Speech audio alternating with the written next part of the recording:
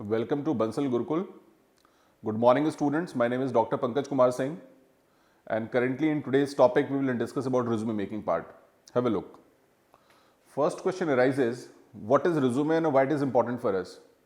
See, if you are looking to prepare yourself for campus drives or you are looking to go into corporate world, the first thing you need to prepare your resume.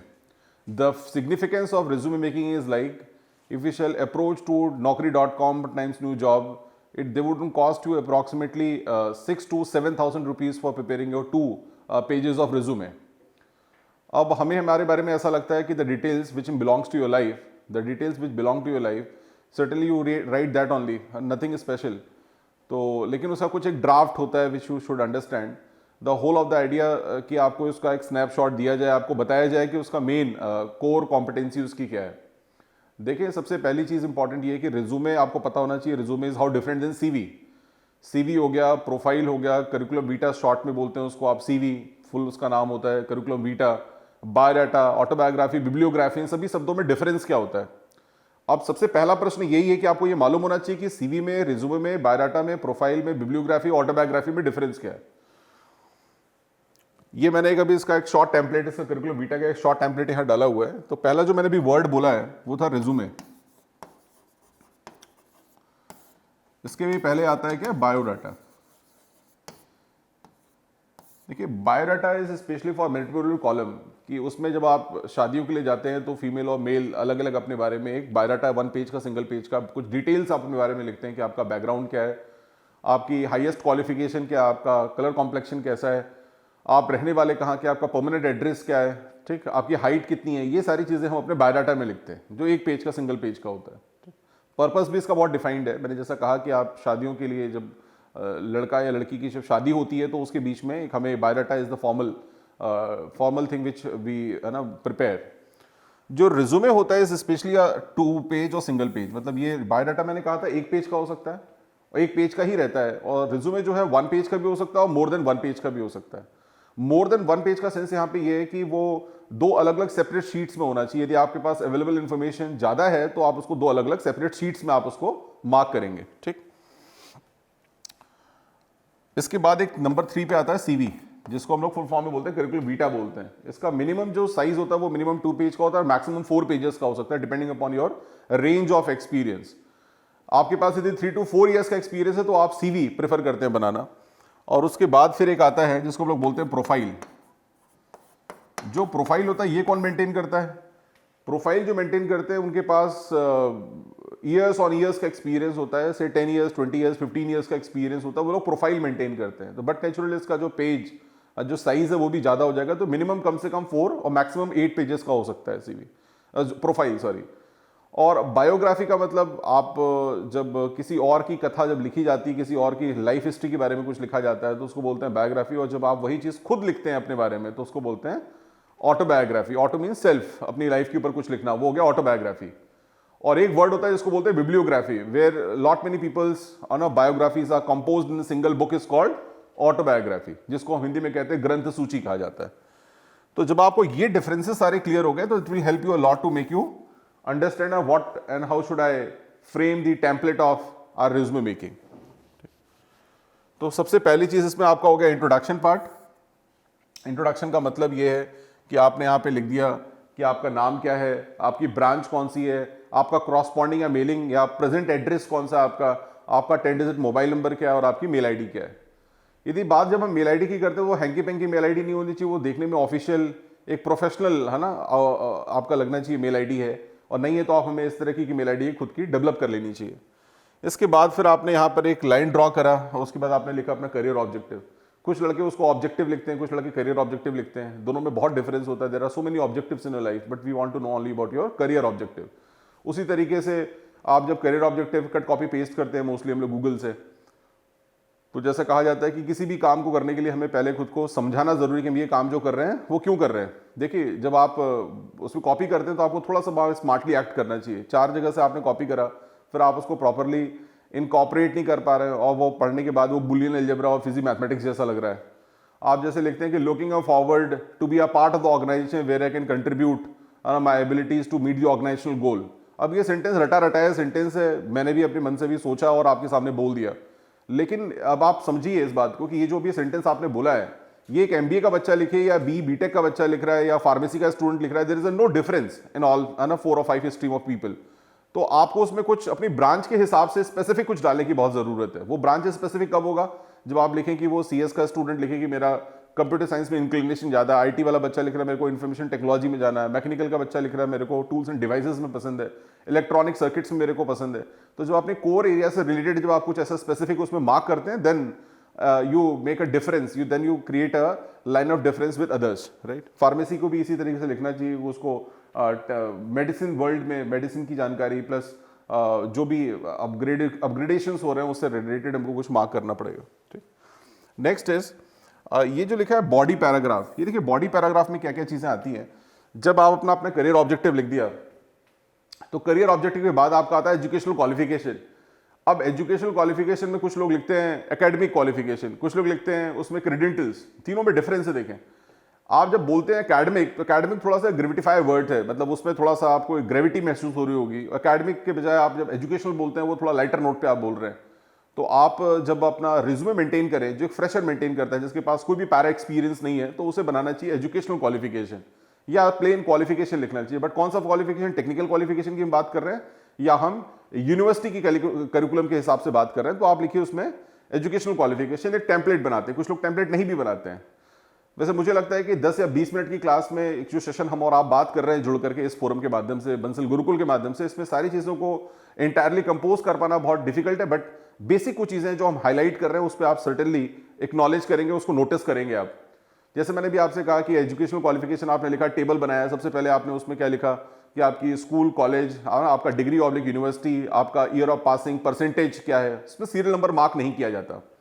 इसके बाद वो भी descending order में होना चाहिए। Make sure descending का मतलब सबसे पहले अभी आपके लेटेस्ट जो आपकी डिग्री है उसके बारे में हम मार्क करें, फिर 10+2 का लिखें, फिर उसके बाद 10th का लिखें।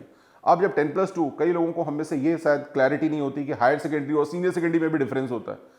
जो सीनियर सेकेंडरी होता है वो होता है किसके लिए, 10th के लिए, और हायर सेकेंडरी किसके लिए होता है, 12th के लिए, राइट। उसमें भी कंफ्यूजन हो जाता है बेसिकली। या तो आप रोमन नंबर में लिखें, रोमन में लिखें तो जब आप रोमन में लिखते हैं तो उसके ऊपर आप ऐसे अंडरलाइन ना करें, मतलब ऊपर नीचे आप उसमें लाइन ड्रॉ ना करें, है ना, वो सिर्फ ऐसे ही होना चाहिए, ठीक है। तो अब हम लोग आते हैं नेक्स्ट पे आते हैं। तो ये जो बॉडी पैराग्राफ की हम लोग बात कर रहे हैं, ये रिलेटेड आपकी जितनी भी सारे इंटायर इन्फॉर्मेशन है वो सब इसके नीचे के करके 1 by 1 स्टेप बाय स्टेप आप इसमें मार्क कर सकते हैं। अब इसके बाद फिर आपका आता है टेक्निकल स्किल्स।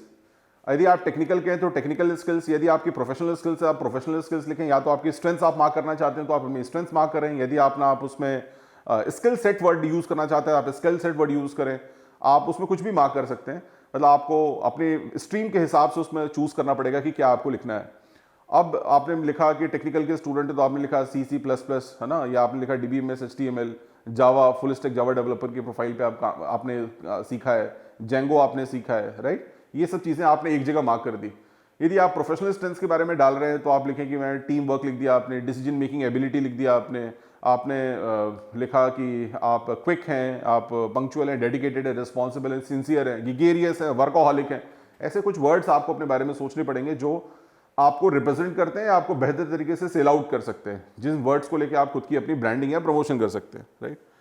इसके बाद आता है बच्चों कंक्लूजन। देखिए जो वर्ड इसमें कंक्लूजन लिखा है ये टुवर्ड्स द एंड के बारे में लिखा है कि टुवर्ड्स द एंड फिर हम लोग जब जाते हैं तो और क्या क्या चीज़ें बच जाती हैं। इसके बाद आपका फिर एक वर्ड आता है जिसको हम लोग बोलते हैं अचीवमेंट्स, राइट। अचीवमेंट्स में क्या आता है, अब आपके इसमें भी 2 पार्ट हो गए, एक्स्ट्रा करिकुलर एंड को करिकुलर, राइट। एक्स्ट्रा करिकुलर का मतलब आपका जो नॉन एकेडमिक एरिया है, जैसे मान लीजिए आपने कभी किसी एक्सटेम्पोर में पार्टिसिपेट किया हो, डिबेट में पार्टिसिपेट किया हो, आपका एग्जीबिशन कोई हुआ हो, टेकफेस्ट हुआ हो, राइट, या आपका कॉलेज में आपने एनसीसी में पार्टिसिपेशन किया हो, ठीक है, ये सारी चीज़ें, या आपने कभी स्कूल लेवल पे आपके कॉलेज में कोई वॉलंटियरिंग का काम कभी करा हो, आपने वॉलंटियरिंग का काम किया हो, ठीक है, ऐसा की कोऑर्डिनेशन में कहीं आप रिस्पॉन्सिबल थे। अब जब बात एकेडमिक की आती है तो आप फिर 10th में, 12th में, ग्रेजुएशन में ब्रांच टॉपर रहे हो, आप स्कूल टॉपर रहे हो, आपने किसी सब्जेक्ट में डिस्टिंक्शन के ऊपर आपने स्कोर करा है, ये सारी चीज़ें आपकी एकेडमिक प्रोफाइल में आप मार्क कर सकते हैं, ठीक। नेक्स्ट पे आते हैं हम लोग। अब कुछ बच्चों का एक बहुत बड़ा क्वेश्चन होता है जो डाउट में पूछते हैं मेरे से बच्चे अक्सर कि सर अचीवमेंट्स में मेरे पास I don't have any big achievement on state level. ये सेंटेंस ही गलत है, कभी नहीं मार्क करना चाहिए कि I don't have any big achievement on state level. क्या स्टेट लेवल के अचीवमेंट को हम स्टेट मतलब अचीवमेंट मानते हैं? डिस्ट्रिक्ट लेवल के अचीवमेंट को स्कूल या कॉलेज लेवल अचीवमेंट को अचीवमेंट नहीं बोल सकते। यदि मैं बोलूँ कि मेरे फादर एक फार्मर हैं और मैं कहूँ कि मतलब I am sitting before you, I have cleared the written round and I am today facing your interview here, is one of my biggest achievement है ना. This is a proud moment for me, right? I am feeling blessed कि I am here in front of you and appeared for the interview today here. आपको नहीं लगता ये चीज़ें बड़ी दमदार सी चीज़ है जो आप उनके सामने शेयर कर रहे हैं? तो अचीवमेंट का कुछ सेंस ऐसा नहीं होता कि आपके हाथ में कोई बहुत बड़ा एक एनेक्डोट आ जाए, कोई बहुत बड़ा माइलस्टोन हो, आपने नेशनल इंटरनेशनल या स्टेट लेवल पे कुछ खेला हो, या कुछ आपके हाथ में कोई एक्नॉलेज करने के लिए कोई ऐसी चीज़ हो, तभी आप उसको अचीवमेंट बोलेंगे. अचीवमेंट का मतलब जो चीज़ों से आप ब्लेस्ड हो, जिन चीज़ों से आपको इंपॉर्टेंस, सेल्फ इंपॉर्टेंस का, मोटिवेशन का फील आए, उस चीज़ को आप एडमिट कर सकते हैं कि वो चीज़ आपके लिए एक अचीवमेंट है. ठीक, नेक्स्ट पे आते हैं. ये देखें टिप्स लिखा हुआ है. सबसे पहली चीज़, आप ये जो भी आप बना रहे हैं, जहाँ भी आप जा रहे हैं, जिस चीज़ के लिए आप ये रिज्यूमे मेकिंग का पार्ट कर रहे हैं, आपको उसकी जीडी के बारे में पता होना चाहिए, जिसको हम लोग जॉब डिस्क्रिप्शन कहते हैं. उनका कॉन्ट्रैक्ट 1 ईयर का है कि 2 ईयर का है, पेड है, अनपेड है ना. इंटर्नशिप के बाद वो आपको फिर LOI दे रहे हैं, मतलब प्री प्लेसमेंट ऑफर भी दे देते हैं कि once you have completed the contract of 2-3 months, internship आपने बहुत सक्सेसफुली वहाँ से कर ली और उसके बाद उन्होंने बोला कि भाई आप हमारे साथ फाइनली अब एसोसिएट हो जाइए. तो कॉन्ट्रैक्ट आपने पढ़ लिया, वो आपको देखना होगा कि कितने ईयर का है और is there any amount you need to pay the company और नॉट, राइट. और उसके बाद साथ में लोकेशन क्या है, वो आपकी प्रेफरेंस क्या है, आपको जो जॉब जिस रोल के लिए ऑप्ट कर रहे हैं वो रोल आपको कितना सूट कर रहा है, नहीं कर रहा है. लाइकवाइज ये मैंने भी कॉन्ट्रैक्ट के बारे में आपसे बात करी. और ये है पावरफुल समरी स्टेटमेंट. देखिए ये बात जो मैंने लिखी है ये एग्जैक्टली कवर लेटर के रेफरेंस में लिखा है, और हम लोग कवर लेटर के लिए एक पार्ट बी, इसका मैं एक और पार्ट बी बनाऊंगा रिज्यूमे का, जिसमें हम लोग कवर लेटर का पार्ट कवर करेंगे. और आजकल स्पेशली MBA की जो कंपनीज होती हैं, जो स्पेशली MBA बच्चों के लिए आती हैं, वो कभी कभी आपसे कवर लेटर की डिमांड करती हैं. मोस्टली जो बच्चों के पास 3-4 साल का एक्सपीरियंस हो जाता है, उनसे भी कवर लेटर का डिमांड किया जाता है.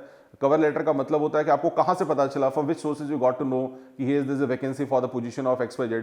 तो आपको उसमें वहाँ पे मार्क करना पड़ता है कि from the advertisement of dated XYZ newspaper I came to know that there is a vacancy for the post of this, right, and I wanted to apply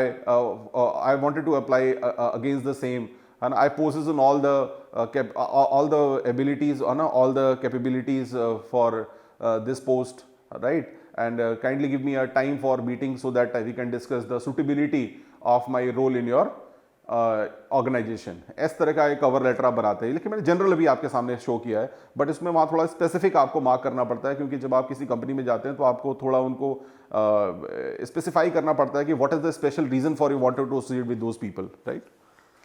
next इसके बाद है कि स्किल. जब अपनी स्किल को उनके हिसाब से आप शो करते हैं ना, what they are likely to listen. If you are speaking that, certainly they show interest towards you, and if you are speaking what in you are interested, they are not interested to listen, then it means you are in self love.